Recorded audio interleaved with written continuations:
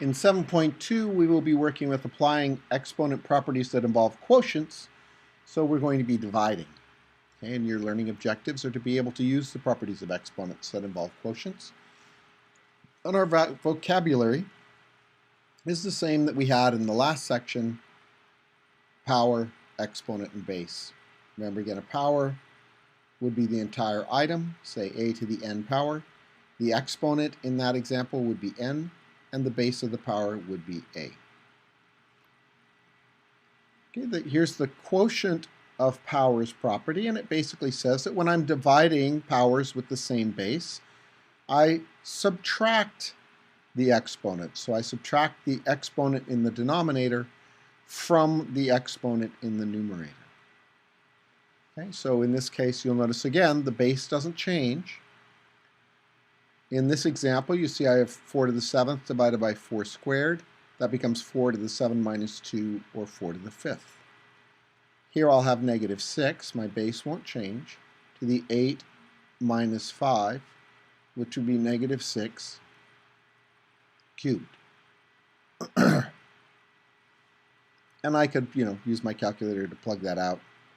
I think that's negative 218 or something like that. But you get the idea.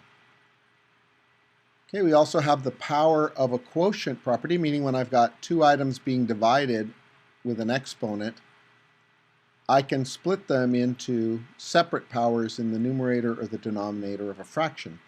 Very similar to how when we had the power of a product, when we had two items being multiplied, we could make them two separate powers that were being multiplied. So in this case, I get to decide, though, where I put the negative. Right? So I could evaluate this as negative 2 to the 5th divided by 5 to the 5th. Or I could say it's 2 to the 5th divided by negative 5 to the 5th. Okay, and again, bear in mind that I could always, if I have this scenario, I can put it into that form. If I have this form, I can put it into that form. You're going to do whatever makes the most sense for the work that you're doing. Right? So I want to make sure we remember that the negative was in there.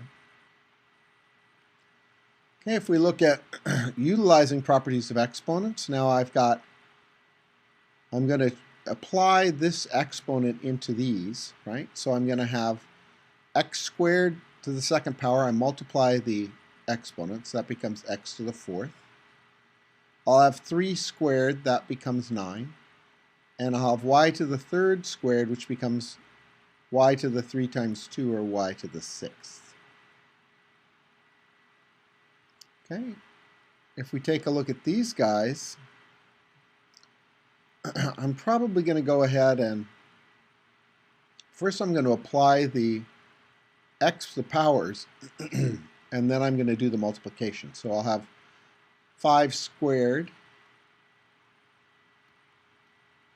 over x squared, right? And when this property gets squared, that's going to become positive. So it doesn't matter where I put it.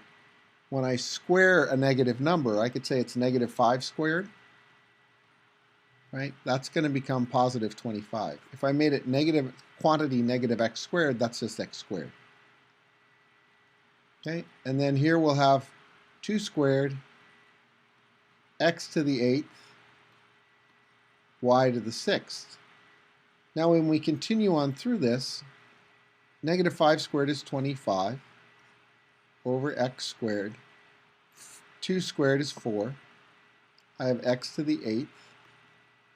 And here I have y to the 6th. I don't know why. That doesn't look like a 6. 25 times 4 is 100. Now I've got 2 here and 8 up here. 8 minus 2 becomes x to the 6th. And it's all over y to the 6th.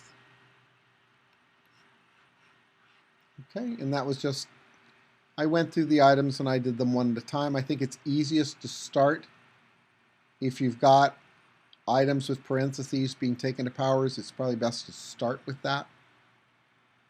right? I could have done it another way, and let's take a look at that. They're two different items to the same power. So I could have decided, well, I'm going to do negative 5 over x times 2x to the fourth over y to the third, the whole thing squared, and I could have multiplied these items and then squared it, and that might have been simpler. Negative 5 times 2 is negative 10. And I have 1x here, and I have 4 there, so 4 minus 1 becomes x cubed. And then I have y cubed. And it's all the quantity squared, so negative 10 squared is 100. X to the third squared is x to the sixth. Y to the third squared is y to the sixth. And you see I get the exact same answer. I could have done it either way. Okay, if we look at applying this in some sort of a problem, this is what's called a fractal tree. And you see you have different levels of the fractal tree. The fractal grows out. And what happens is I start with this item, and then I add, right? I started with a single segment that was 1 unit long, and then I add 3 units that are half its size, here, here, and here. And then I take units that are half of the size of these 3, and I add 3 on each end, and I get to this. And I take items that are half the size of these, and I put 3 on each end, and I get to that. So when you look at what we've got, let's take a look at what we have. When we are at step 0, I have 1 item. When I'm at step 1, I have 3. When I'm at step 2, I have 1, 2, 3, 4, 5, 6, 7, 8, 9 ends. When I'm at step 3, I've got 3, 4, 5, 6, 7, 8, 9, 10, 11, 12, 13, 14, 15, 16, 17, 18, 19, 20, 21, 21, 22, 22, 23, 24, 25, 26, 27. So when you look at this, you can see these are all powers of 3. 3 to the 0 power is 1. 3 to the first power is 3. 3 squared is 9. 3 cubed is 27. So that means here I'm going to have 3 to the 4th power, which is going to be 81. Okay, so I've gone through and I did these. I wrote the numbers as powers of 3.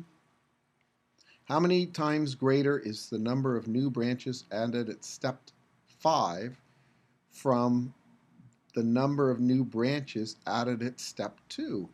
Well, if I have step 5, I'll have 3 to the 5th. And step 2 would be 3 squared.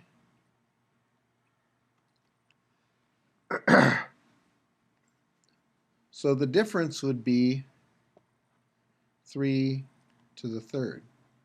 So 27 times. Do we want to check that? Let's say step 2 is 9, and step 5 is 3 to the 5th, which is 243.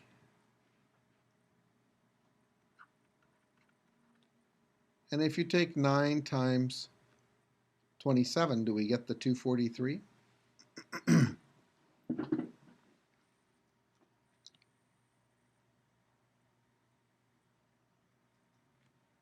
Right? So 9 times 27, 243. Yeah.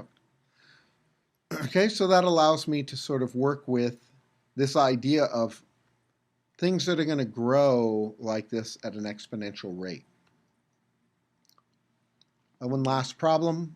The luminosity in watts of a star is the total amount of energy emitted from the star per unit of time. Energy emitted per time. The order of magnitude of the luminosity of the sun is 10 to the 26th power watts. The star Canopus is one of the brightest stars in the sky. The order of magnitude of the luminosity of Canopus is 10 to the 30. How many times more luminous is Canopus than the sun? So I have 10 to the 30, 10 to the 26, so that's going to become 10 to the fourth. There's 10 to the first, second, third, fourth. So Canopus is 10,000 times brighter than our sun. Glad we're not too close to that.